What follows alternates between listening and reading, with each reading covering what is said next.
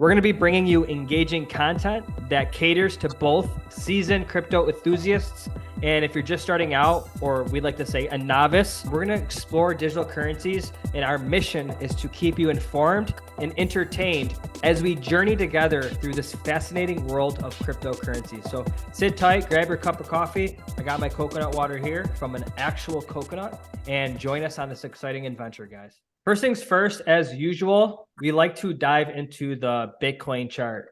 So what are we sitting at right now? We're sitting at 27K Bitcoin.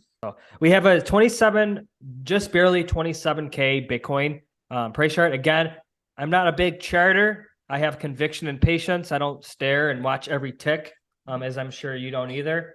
Ethereum, we're sitting at, and as you can see, we're sitting at a 1,700 Ethereum price. I like Ethereum because we do have that cross.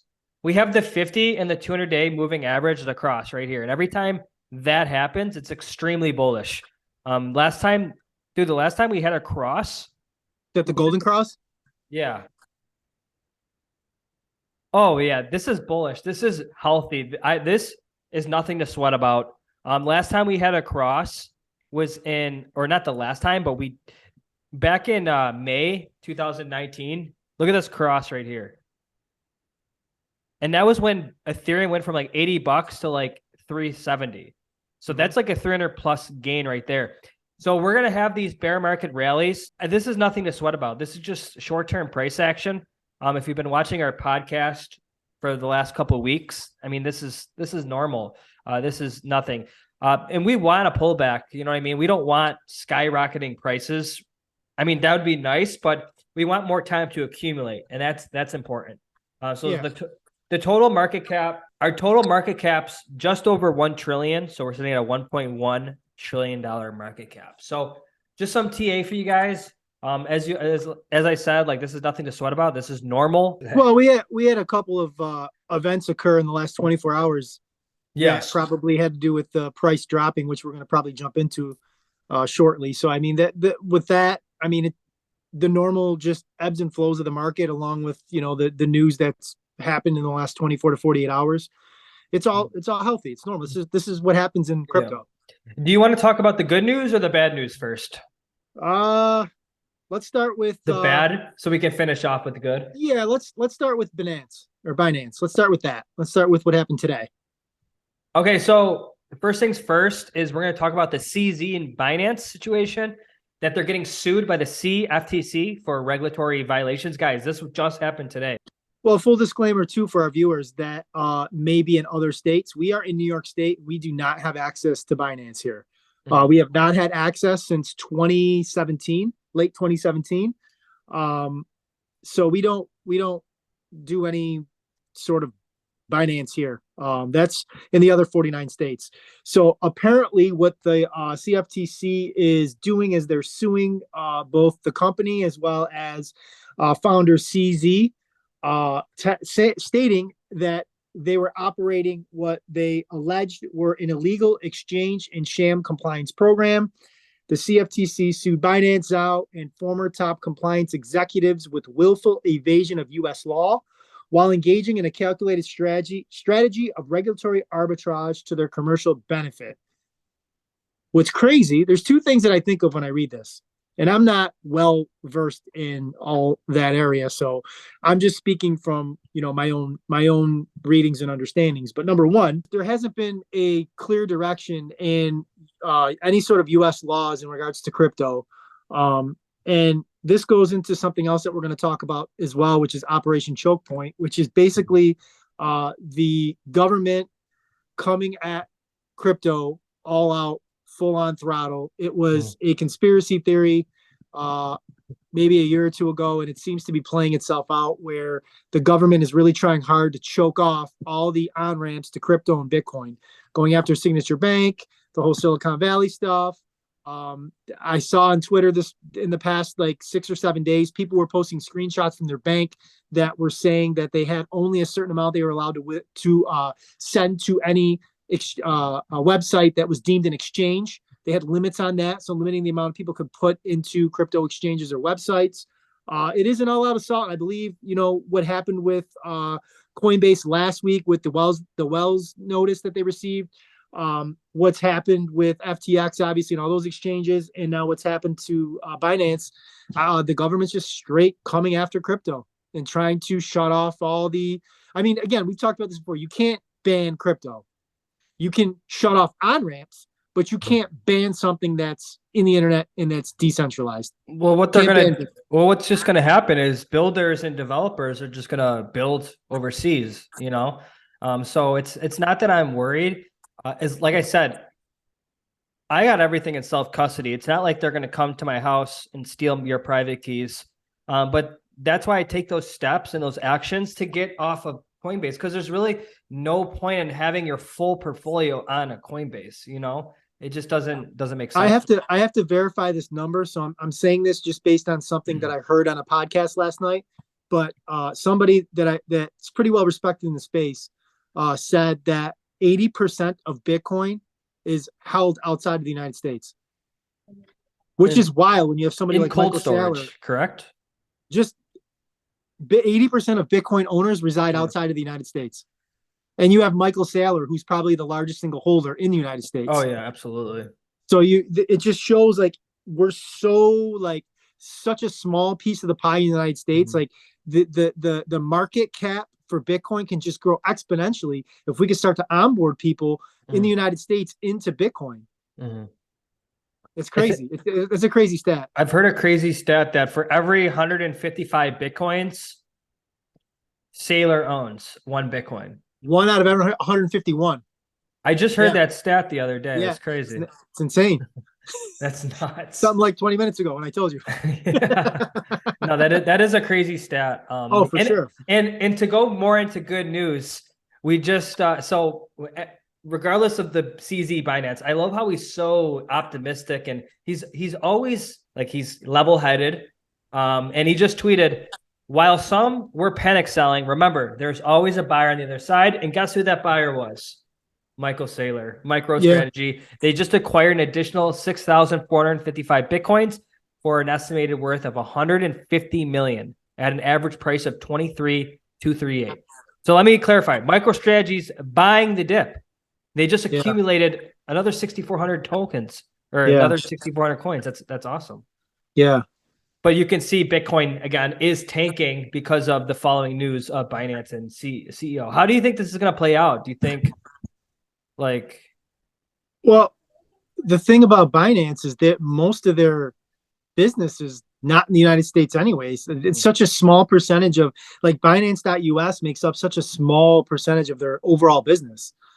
And like the stat that I just told you, 80% of Bitcoin is owned outside of the United States. Like this, we're so behind here. Like, it's just sad that we can't get our shit together, and these regulators can't make, decisions based on what they're going to do. And again, regulating these centralized exchanges, we feel the way that we feel about, owning your own crypto and self-custodying your crypto. But the hard reality is we're going to need these exchanges. If we're going to onboard newbies into the space, they're going to need those on-ramps to be able to get it initially.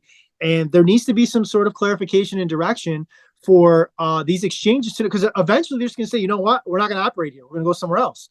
Like there's El Salvador, there's, China, there's Russia, there's these other places that are very crypto friendly, Bitcoin friendly, where they can engage in business there and not have to put up with the headache that's going on here. We don't want to do that though. We want to want that, but this is like, what's up? We don't want that, but these businesses at what point do they just say, it's just not worth it? Yeah. Yeah, and to clarify, Binance is the largest crypto exchange, and that's in the world. Yeah, and that's who's being, a lot of the trading volume happens on Binance. So I know just recently Binance actually halted trading because of some bug. Yeah, they do that from time to time. I mean, it's like a nothing burger. It got a little bit of airplay yesterday or the day before, whenever it happened, but it's not really that big of a deal. Yeah. That's something that happens with exchanges normally. It's just a thing. Especially an exchange as big as Binance. Yeah. And to move on to our next positive news, you'd say, Nasdaq to launch crypto custody service to meet growing market demand. So this is really confusing. Like, What are they doing? Like, I know, was it Fidelity just started their own, you can buy and sell crypto on Fidelity now? Like, what is going on? So Because it's like, most of these, well, the thing, it's like most of these stories when it has to do with TradFi, it's always the accredited high net worth investors that have the access to these services. So the story looks great on the surface.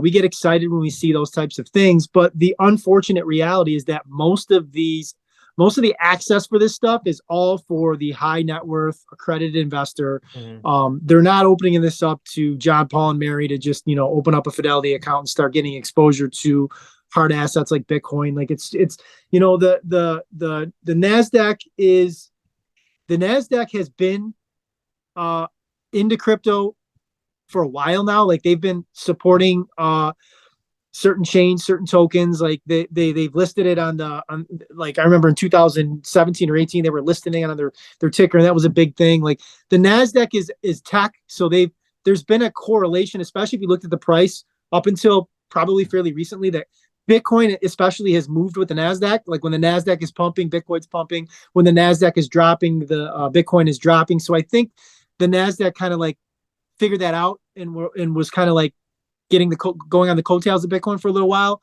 So I don't know, man. It's just these TradFi institutions, especially what's going on with Operation Chokepoint. Like their agenda is to try to stop the everyday person from getting these hard assets. They might put out a story to make it seem like they're pro Bitcoin or pro crypto, and they are individually because they probably are hedging in the case that the system fails.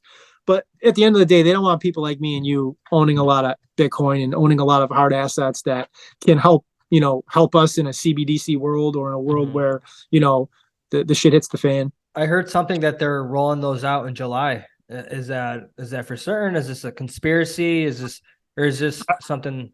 It's not the CBDC as we know it or as we understand it to be isn't what's being rolled out in July. It's another program. It's not even called the CBD. It's the Fed Start or Fed Now program, I believe. Fed Now is what they're calling it. So it's like the beginning stages of what the CBDC will eventually look like. That's being rolled out. We won't just go off the dollar in July and just go right to that. However, speaking of that, there are other things going on in the world, speaking of going off the dollar, that we should probably talk about as well. I don't know if you were privy to what happened over the weekend with Russia and China getting together and kind of in cahoots to kind of get off the dollar as their trading pair for trade. That's a thing. That's a thing that's not getting a lot of like mainstream coverage, which is surprising. I heard something about Saudi Arabia doing the same thing. They were one of the first ones to they were taking other currencies, most notably the yuan, for their oil. But now China and Russia have agreed that they're gonna trade in yuan when they trade. Period. They're going to settle all their trades in the yuan, and some of the other countries in that part of the world are following suit. Some of the smaller countries are following suit. What do they know? What do they know?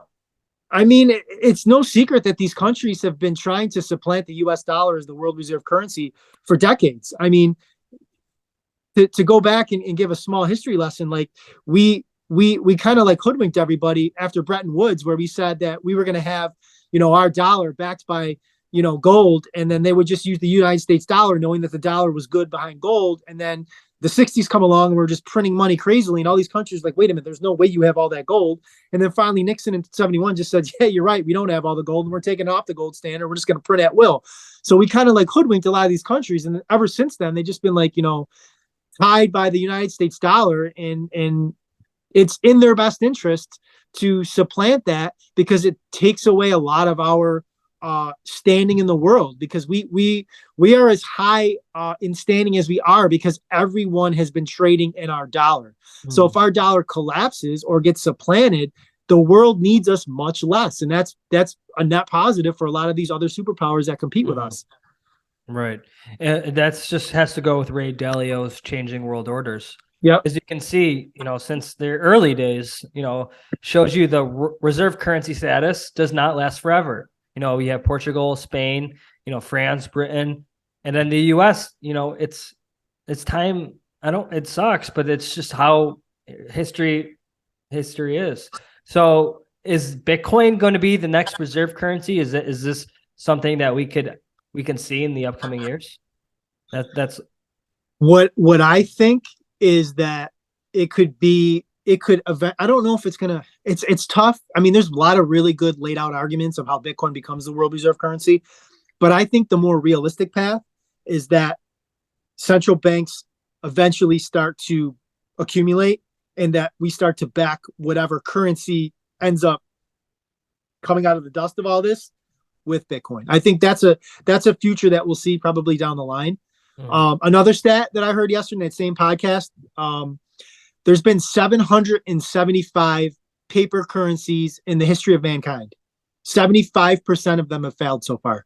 Wow. The other 25% are the ones that basically are each individual country that has their currency are the ones that are going now. That's crazy. Wow. Yeah. So I mean, paper currencies don't last. They just don't. And the dollar, I mean, we're over 100 years. We're actually like right around the time where it would collapse. Especially the way we do things now, how we just print to infinity and hyperinflate. Like it's like they know, it's like, let's just print a few more dollars, let's just get the money we need, and then hyperinflation, let other, normies deal with that. And I think that's where we're headed. It's just like idiotic. It's just idiotic. It's just not thinking smart, but it could be just I'm throwing in the towel at the same time. Let's just like, fuck it. Let's just print another trillion. What's really dangerous for the United States is that we have individuals that are the shot callers of the financial system, right? You got Jerome Powell, you got Janet Yellen, in some respects, Joe Biden being the president. You have all of these like octogenarians that are calling the shots, that are so, their philosophies are just stale. I mean, their heyday was like in the 70s and the 80s. Like, times have changed, and you have this new technology come along, and they're just like, they're not respecting it, and they're just disregarding it, and they're not even taking the time to try to understand it. Because like, as much as I despise Janet Yellen, as much as I despise Jerome Powell, like, they're not dumb people. Like, they're very smart, especially as economists. Like, they understand things that they probably know more than they're probably forgot more than I'll ever know. You know what I mean? Like, they're not dumb people, but they just don't take the time to try to understand this new technology, and how like they're trying to like scramble to figure out how the system doesn't collapse and how to save everything. And it's like, your answer is like right there, and they're like, no, we don't want anything to do with that. That's, internet fake money. And it's like, dude, like, your whole system's fake. The whole thing is fake, and you know it. Like, that it's fake. Fractional reserve banking is fake. And I even saw BitBoy had tweeted that he's like, for those of you that don't believe in fractional reserve banking, since 2020, fractional reserve banking hasn't existed because it's been 0%. It's not even 10%, how it used to be. A lot of these banks were operating at 0% reserves. They had no reserves. And it's like, when you think about it at the bare minimum, and again, I know this goes back to some of the stuff we talked about last week, but like, you put your money in the bank because that's what you do, right? You make money, you put it there, and you think, well, when I need it, I'll go and get it. And you would think, most people, that the bank is there to just hold your money and give it to you when you need it. But like, that's not what banks do. When you give the bank your money, it's their money. You're a liability on their balance sheet, but that money is on their balance sheet. They own that money until you come to collect. You're just a liability. So these banks, the way the system is set up, is we're allowing them just to go out and make bets with our money. And then when the bets go wrong, like, the argument now is, should all deposits be insured, or should they not be insured? And it's like, it's crazy to think that like they're arguing about that. And when you like, I'm going to go and put $1 million in the bank, and it's like, hey, if this bank gambles irrationally and loses my money, that 250,000 of that is mine. The other 750, who knows, man? It all depends on if the government wants to come in and backstop that. If they don't, it's gone. And we argue about that. And it's like, the whole system is just set up where they're allowed to take your money and get. And again, I'm a capitalist, so I understand that like banks are in the business of making money, but it's like, there was a time, in the 70s and 60s where like bankers just made regular money. Like, when you said banker, it wasn't nothing exotic. It wasn't sexy. It was just like, you're a banker. Now, to be a banker is like, when you think of that, you think of some rich, like dude driving a Bentley, getting driven around town, like, making millions of dollars. Like, that's what you think of when you hear banker. That's what you think of today, because of all the money that they make. And they're basically allowed to go out and just destroy the whole balance sheet. And then the Fed comes, marching in and says, well, we can't have the depositors all screwed. So, they just get re-up. It's like you go in the casino and you throw your $1,000 on roulette table and you put it on black and it hits red, because you know that if it hits red, you're going to get your $1,000 back anyways. So you either get 2,000 or get your 1,000 back to gamble again. Like that's what these banks are doing. It's just crazy. And if people just took like a little bit of time to realize what was going on, and we really started to like take money out of the bank, there'd be no way that they'd be able to do anything. They wouldn't be able to backstop it. That's how much money is in circulation, and they have less than 2% to back depositors' monies. And we know that information travels fast. Everyone has a smartphone. All it takes is people to hop on their key bank and just withdraw money or transfer it out. It's just absurd. And Troy, the math checks out, because when you really dig into the economy, 97% of our economy is debt. 3% is actually paper cash. The numbers on the balance sheet, 97% of that is debt. So when you look at the banks and you say they only have 2% on reserves, it all equals out. It makes sense. It's not like a myth. It's not a lie. This is actually numbers. Printed to infinity. They've printed to infinity. That's what happened. They printed to infinity. That's crazy. They didn't see Corona coming. You say what you will, conspiracy theory wise, of all the, what you think the government was trying to do and what was right or what wasn't right, but like shutting the economy down and flooding the market with $9.9 trillion in 1 year just wasn't going to work out. So I was in the grocery store earlier, and this couple were grabbing just simple Heinz mayonnaise, right? And the wife's like, $6. And she's like complaining about the $6, and then the husband shrugs his shoulders, and it's like, those were the people that were the first ones to grab their stimmy checks, and and then it came back around to bite them in the ass. Nothing's for free. It's funny you say that, because you just reminded me of something. I took my daughter. I haven't been to Subway in years, right? The restaurant Subway. Remember the $5 footlong? That's what I'm going with this. So I go to buy my daughter a 6-inch ham sub, because that's what she likes to eat. She's 9 years old, so she eats a 6-inch ham sub. So I got a $10 bill in my hand, right? Because I'm like, 6-inch sub and a bag of chips. Like, I'm thinking the footlongs used to be $5. That $10 is going to be real good for this fucking $6 you'll be 6-inch sub. $13.16 for a 6-inch sub and a bag of chips. And I couldn't help it. I was like, what? When she said, I was like, it's a 6-inch. It's not a footlong. She's like, no. I'm like, the 6 inches. What's the footlong? $25. Like, what the hell? I know they used to market the $5 footlong. Yeah, that was before 2020. Yeah, that was before 2020, and that was before they printed money. So it's crazy. But it just goes to show, like, it's. I feel like a lot of it's a learning curve. People like, it's crazy. Like, and I'm in this. Like, we're immersed in the financial aspect, and it still took me off guard. Like, I know that this shit is happening. Yeah. But it's just been so long since I've been there, and I was just like, 13, really? I'm like, what is that single mom coming in with their kids, like trying to get them? How do they like a family of two? Like, yeah. How do you make it work? Especially, it's insane. Yeah, that's absurd. I haven't been to Subway in a while. I won't be going there. This is what happens when they're given $1,200 checks. Like, there's a cause and effect to everything, right? So when they're printing all this money and they're handing out $1,200 checks to every single U.S. citizen, there's going to be a cause and effect to that. It's going to come out of your groceries. It's going to come out of inflation through your gas and other things that go up in value or inflate. You're going to be paying more for assets. Now no one wants to touch the stock market, right? No, everyone was a genius in 2020. Like, yeah. It was so easy to make money. You just buy a call at open, a Boeing call, a Facebook and Tesla and NVIDIA. Everyone was genius in 2020. And now it's crickets. And I'm so glad we're still here. We're still doing this podcast. We're not, what do they call when they leave during like bad times and they come back during good times? There's like a saying for that.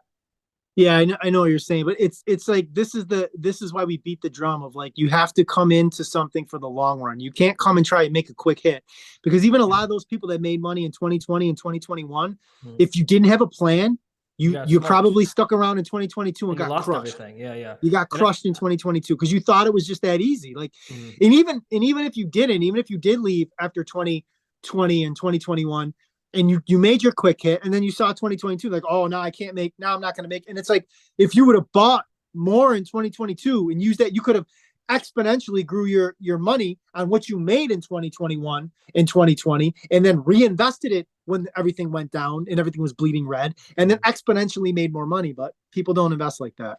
Yeah, and that goes into our next topic is centralized exchange like Charles Schwab. So just in, and this was a day ago, CNBC has reportedly delisted the credit default swap data for 5 banks, including JP Morgan and Bank of America. They deleted it. Yeah. Why would they delete it? They don't want So people to know what's coming? I did a little bit more research on that. It's a little bit deceiving. Let's go a little bit Yeah, let's backwards. go backwards. Let's explain what a CDS is. Let's go to Friday, because this is when the CDS information on Charles Schwab first came out. So the credit default swaps is basically, if you watch the movie The Big Short, and you got the Michael Burry character and the Gosling character basically making bets against the housing market, and they had credit default swaps, which are kind of like insurance premiums that you pay to bet against something. In that regard, it was the housing market. So they were betting that the market would fail. When the market fails, they get paid on those default swaps. They pay a premium, and then they get paid exponentially when the market actually crashed, and that's why they made all the money that they made. So on Friday, the CDS credit default swap positions on Charles Schwab, which means that people were making insurance premium bets that bank will potentially fail or could fail, skyrocketed. So the chart that you see that Troy has up right now, that end white line that's skyrocketing up from the low 70s up to 124.245, that's the amount of credit default swaps that happened at the end of last week, the 23rd to the 24th. They were just skyrocketing. People were making bets that they're thinking that if Charles Schwab fails, they were making bets that if they do, they'll get paid handsomely. And that's what happened in that respect. So that's how that started. Then fast forward to, I believe, yesterday or the day before, we saw that CNBC, that's that article there, CNBC delisted the information. So what they did was they didn't stop you from being able to do the default swaps, but what they've done is deleted the information where you could actually see the same thing you see with the chart that you just showed, like seeing that chart. They've removed that information where you have to go find it somewhere else. CNBC is not providing you with that information to see that. So basically, they're just making it a little bit harder for you to go and find it. It still exists. You can still make the bets against those banks, but CNBC is just taking it off. And I saw people on both sides of it. Obviously, the side where it's like serious enough where, people are worried that, like you said before, like starting on Twitter, you can see that information and it kind of piles on. If you see Bank of America all of a sudden has all these CDSs against them, then people start to pile onto that, and it could create something that maybe didn't exist into something that does exist. Yeah, so I understand that. And also people were saying that, they do that from time to time where they list things and delist things. So, it's getting a little bit more airplay than it maybe would normally, only because of what happened with the banks recently. And with, it looks a little skeptical, but I mean, it's probably a net positive. I mean, like we've said, I don't want the banks to fail tomorrow. Like, I don't want that world. Like, do I think, like I said last week, eventually, do I think that many of them fail and the system fails? Yeah, but I don't want that to happen like overnight. I don't want that to be a thing where we have massive bank runs and like food shortages and just complete anarchy. Like, nobody wants that. I don't care how big of a Bitcoin or a Bitcoin maximalist you are. If you believe that or want that, you're just a piece of shit, regardless of where you fall in the spectrum of crypto or Bitcoin or whatever. I don't think anybody would be advocating for that, because you're advocating for people that you care about to get significantly harmed. Will me and you profit immensely? Yeah, but being rich in a world that's falling apart is worthless. I mean, what good is that? Yeah, I totally agree. I don't want to, that is a little skeptical to me that they did, but like you said, if they do it from time to time, and they don't, like I said, they don't want to turn something that's not existed into something and accelerate, especially with how fast information travels, and with Twitter and everyone in Twitter spaces, it could get ugly. So, I mean, that could be a good thing. But it could be that they're hiding something. And Yeah, initially I felt that way, and then after doing a little bit more digging and research and seeing some comments and what people were saying, it did make more sense to me. Do I still think that there's where there's smoke, there's fire? Yeah, but I think what they did was probably prudent. I think it was okay. I don't think it was terrible. But still, this is still concerning. That's crazy. Yeah, the Charles, and it's crazy too, because it's like every weekend, if you notice, like all the way to Friday, it's like all this chaos, all this uncertainty, and then Monday, it's like, oh, everything was great over the weekend. Like they meet, they figure out things, and it's like things kind of start out okay on Monday. Like today, I don't know if you heard, Silvergate Bank's assets got bought up by First Citizens. Okay, they bought, I think it's something like 78 billion of their assets for 16.5 billion. So they got a premium on all their assets, which is great for that bank. They went from the 40th biggest bank in the United States to like the 25th biggest bank. So, yeah, I mean, Monday morning you see stuff like that. Like Friday you see the Charles Schwab stuff, and then Monday they spend all weekend long figuring out how we can make it, better. And then by the end of this week we'll hear of another bank probably on the brink and teetering. And I mean, it's all fake. Like people are starting to realize like that these banks they don't have your assets. Like they just don't. Unless the government, and again, it's one of two things. Either the banks fail, which isn't good, or the government comes in and guarantees every asset, which means in order for them to do that, they have to print more money. And we've been saying this the whole time. Us Bitcoiners have been saying this. They are going to eventually continue to have to print more money. And we were saying that in the teeth of them raising rates, where it was like, dude, they're tightening. There's no rate hike or no rate drops in the future. They're not going to be printing. It's like, dude, they went too far. It was always going to be a thing. The printers were always going to lose. It sounds like it's a lose-lose. Yeah. Powell's going to go down in history as probably one of the worst Fed chairs ever. Yeah. Well, we have 3 minutes left here. Do you have any last minute closing thoughts before we close this out? I think things are starting to get exciting in crypto. I think we're seeing a lot of the things that we've been talking about. We like OGs like me since like 2014 and 15. I had a guy on Saturday. Hopefully he's watching this video. I had a guy on Saturday come up to me and say, man, all the stuff you were talking about back in 2016 and 2017, man, it's all happening. I can't believe you were calling it. And it's like, dude, it was inevitable. That's why this thing was created. This is what it was created for. You know what I mean? It was always going to happen. It just didn't happen overnight. One thing I'm super excited about is I can't get over this golden cross on Ethereum. We have the 50 and the 200-day moving average cross right here. And that's important. That this is something I'm looking forward to. Again, this is going to be Ethereum's third cycle. So I'm super excited to be in the internet of money. Like I said, I'm a little bit more into Ethereum than Don is, but this is something I did write a newsletter. It's going to be coming out about how I added some ETH in March. So watch that. Yeah. We have a golden cross here, and as soon as we get off this podcast, not financial advice, I might buy a little bit more Ethereum. Booyah! You can never have too much Ethereum.